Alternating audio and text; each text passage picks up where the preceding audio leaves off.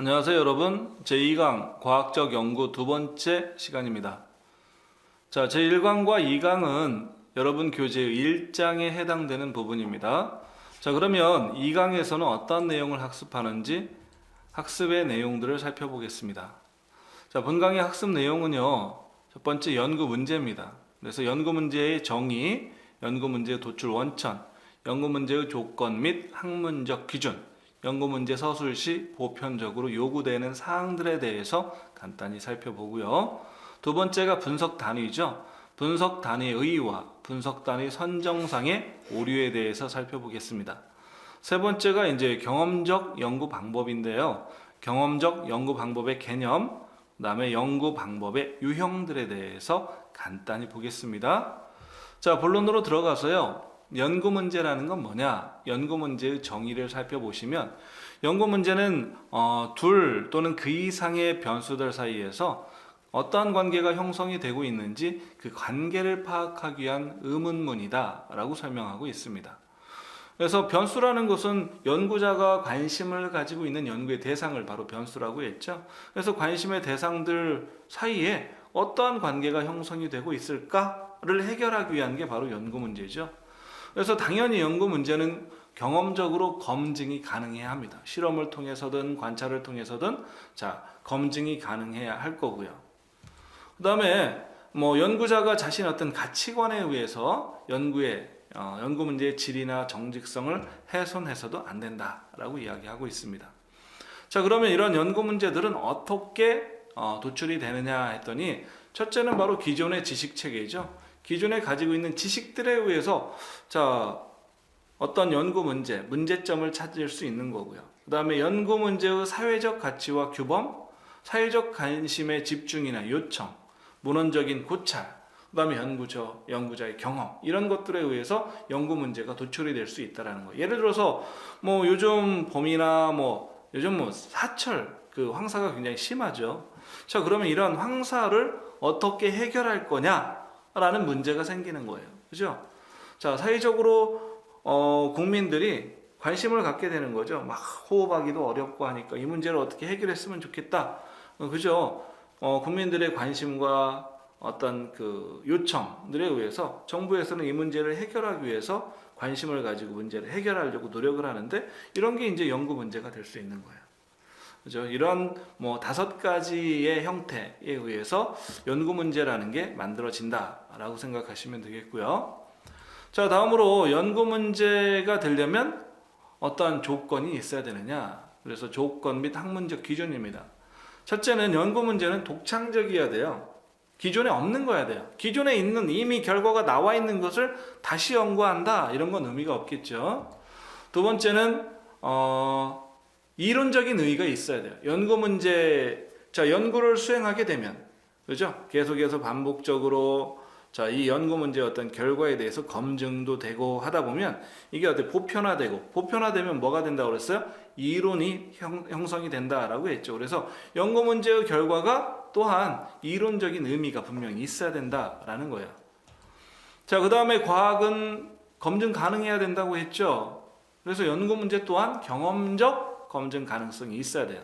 그래서 학문적 가치를 인정받을 수 있어야 연구 문제로서 마땅하다라고 볼 수 있습니다. 자, 연구 문제는 또한 관찰 가능한 현상과 밀접하게 연결이 되어 있어야 되죠. 관찰이 불가능한 거다라고 하면 연구에 집중하기가 어렵겠죠. 그 다음에 현상에 대한 명확한 규정이 되어 있어야 됩니다. 연구의 대상에 대해서 연구 대상은 이렇다라고 명확하게 규정되어 있어야만이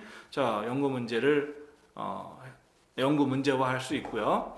그 다음에 연구 문제를 해결하기 위해서 비윤리적인 행위를 하면 안 돼요. 남들에게 피해를 준다거나 하면 안 되죠. 그래서 윤리적인 배려가 필요하다라고 설명하고 있습니다. 자, 다음에 연구 문제 서술 시 보편적으로 요구되는 사항이에요. 그러면 연구 문제는 어떻게 서술이 돼야 하느냐 했더니 첫째, 의문형으로 서술이, 연구 문제는 바로 의문문이라고 그랬죠. 그래서 의문형으로 서술이 돼야 되고요. 연구 문제는 또한 변수들의 특성이나 변수들 간의 관계에 대해서 서술하고 있어야 됩니다. 그 다음에 연구 문제는 단순 명료해야 하고요. 자, 마지막으로 연구 문제를 기술할 때는 경험적 검증 가능성이 보여야 합니다. 그래서 연구 문제다라고 서술되기 위해서는 바로 이렇게 네 가지의 조건이 갖추어져야만이 연구 문제로서 서술될 수 있다라고 봅니다. 자, 다음에 분석 단위에 대한 설명입니다. 분석 단위라는 건 뭐냐 했어요. 그랬더니 연구자가 기술하고 설명하고자 하는 사람이나 사물을 분석 단위라고 그래요. 사람이나 사물. 그죠? 자, 그래서 뭐 예를 들어 위인에 대해서 설명한다라고 하면 위인 그 기존의 어떤 훌륭한 위인에 대해서 연구하고자 한다라고 하면 그 위인이 바로 분석 단위가 될 수도 있는 거고요. 어떤 사물들이 분석 단위가 될 수도 있어요. 자, 분석 단위는 표본 추출의 대상이 되고요. 모집 단위 최소 단위가 됩니다. 그래서 개인, 집단, 프로그램, 조직, 정책, 사회, 제도 이런 것의 생성물로 분류할 수가 있어요. 자, 분석 단위 선정을 할 때 범할 수 있는 오류입니다. 이 세 가지의 오류가 있죠. 개인주의적 오류, 생태학적 오류, 환원주의적 오류라고 했습니다. 자, 첫 번째 개인주의적 오류라는 건요. 구체적인 어떤 개별 사례에 의해서 거시적 사건을 설명하는 거예요. 그렇죠? 자, 그래서 뭐 개인의 특성에 관한 자료를 가지고 집단의 특성을 설명하는 경우에 발생될 수 있는 오류입니다.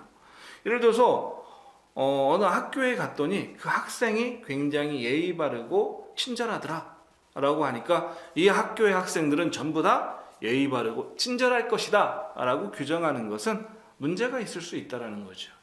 그죠? 자, 이 사례에서 보시면 어느 대학생 개인의 특성에 기초해서 소속 대학교 학생 전체의 특성을 규정하려는 분석상의 오류라고 설명하고 있습니다.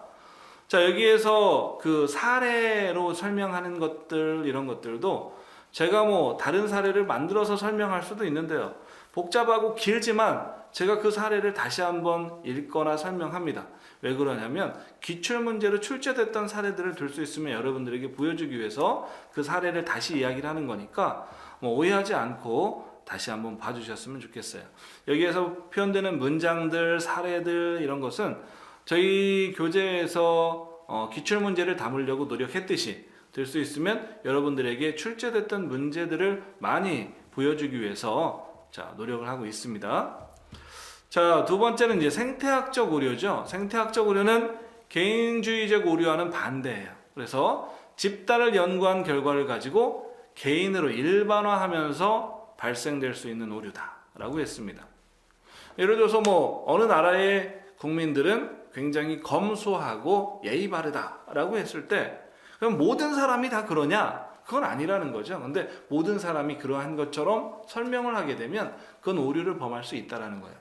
자, 집단에 대한 관찰을 토대로 개인의 특성을 추리할 때 범할 수 있는 오류입니다. 자, 교재에 나와 있는 예죠. 어떤 연구에서 미국 내 도시 중 동양인의 비율이 높은 도시가 동양인의 비율이 낮은 도시보다 정신질환 발병률이 높다라는 결과를 얻었을 때 이 연구 결과로부터 백인의 정신질환자보다 동양인 정신질환자가 더 많다라는 결론을 내리는 오류. 그죠? 어느 집단에 의해서 그죠? 개인까지 보편화되는 그런 오류다. 이 사례도 이제 출제됐던 사례니까 잘 기억하시기 바랍니다. 자, 세 번째가 이제 환원주의적 오류죠. 인간의 행위를 이해하는 데 관련된 적합한 개념이나 변수의 종류를 지나치게 한정시키거나 한 가지로 귀착시키려는 성향이다. 그죠? 어떤 것을 설명하는데 그 설명의 이유를 하나 또는 뭐 아주 작은 이유에 의해서 작은 것들에 의해서 뭐 이런 영향이 나왔다라고 설명하려고 하는 거예요. 그래서 예에서 보시면 사회 현상에 대한 설명을 경제적인 변수 하나 때문이다 라고 한정한다거나 또는 심리적 변수 때문이다 라고 한정하는 경우에 설명하는 오류. 그죠? 사회 현상이 발생되는 것은 여러 이유가 있잖아요. 경제적인 이유일 수도 있고 심리적인 이유일 수도 있고 정치적인 이유일 수 있고 문화적인 이유일 수 있고 여러 가지 이유일 수 있는데 그 중에 하나로만 그 원인을 찾으려고 했을 때 발생될 수 있는 오류라고 볼 수 있습니다. 이것을 환원주의적 오류라고 봅니다. 자, 다음으로 경험적 연구 방법이죠. 경험적 연구 방법에 대한 개념을 살펴보시면 경험적 연구 방법은 연구 세상 또는 현상에 대한 경험적 자료를 수집하고 분석한 결과를 토대로 연구 문제에 대한 해답을 찾는 방법이다 라고 했어요. 그래서 경험적 연구 방법의 유형은 크게 4가지로 설명이 되는데 이 4가지에 대해서는 여기서 간단하게 그 정의 정도만 살펴보고요. 우리가 앞으로 뒤에서 계속 수업하는 내용들이 이 4가지에 대한 내용입니다. 그래서 뒷부분에서 좀 더 자세하게 살펴보게 될 겁니다.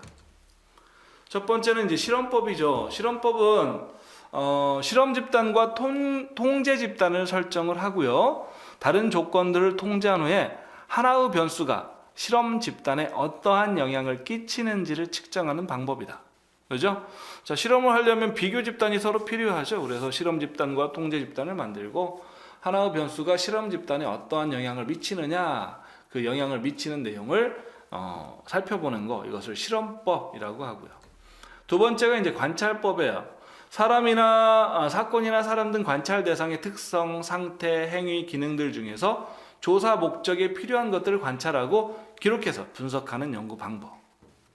그 다음에 내용 분석이죠. 비구조화된 커뮤니케이션 자료를 유형별 체계를 이용해서 분류하고 면밀하게 해석하고 결론을 추론해 나가는 연구 방법이다.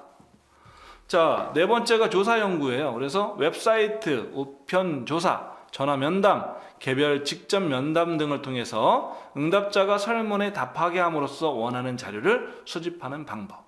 여기서는 그냥 경험적 연구 방법의 유형 4가지에 대한 정의를 해놨어요. 근데 시험에서는 예를 들어서 실험에 대한 설명을 쭉 합니다. 이러한 방법을 가지고 있는 경험적 연구의 유형은 뭐냐? 이러한 형태의 질문을 해요. 그러니까 어쨌든 여러분들은 경험적 연구의 4가지 유형, 실험법, 관찰법, 내용 분석, 조사, 연구라는 경험적 연구하면 이 4가지가 있다를 잘 기억하시고요. 그 중에 하나의 유형을 구체적으로 설명하고 이게 어떠한 경험적 연구의 유형이냐라고 묻는 문제들이 나온다면 거기에 대한 정답을 정확하게 찾을 수 있어야 합니다. 자, 학습 내용에 대한 정리를 해보죠. 2강에서 학습한 내용은 첫째 연구 문제였어요. 그래서 연구 문제에 대한 정의를 살펴봤고요. 연구 문제의 도출 원천, 연구 문제의 조건이나 학문적 기준, 연구 문제 서술 시 보편적으로 요구되는 사항들에 대해서 간단하게 살펴봤습니다. 두 번째가 이제 분석 단위였죠. 그래서 분석 단위의 의의, 그 다음에 분석 단위 선정의 오류에 대해서 봤는데 분석 단위 선정의 오류에는 개인주의적 오류, 그 다음에 생태학적 오류, 환원주의적 오류로 분류가 됐어요. 자, 그 다음에 경험적 연구 방법에는 크게 4가지가 있다고 했죠. 그래서 첫째 경험적 연구의 개념에 대해서 살펴봤고요. 그 유형으로 실험법, 관찰법, 내용 분석, 조사 연구 이 4가지가 있다라고 했습니다. 그래서 2강에서는 이렇게 연구 문제 분석 단위 경험적 연구에 대한 내용들을 간단히 살펴봤습니다. 자, 수고하셨습니다.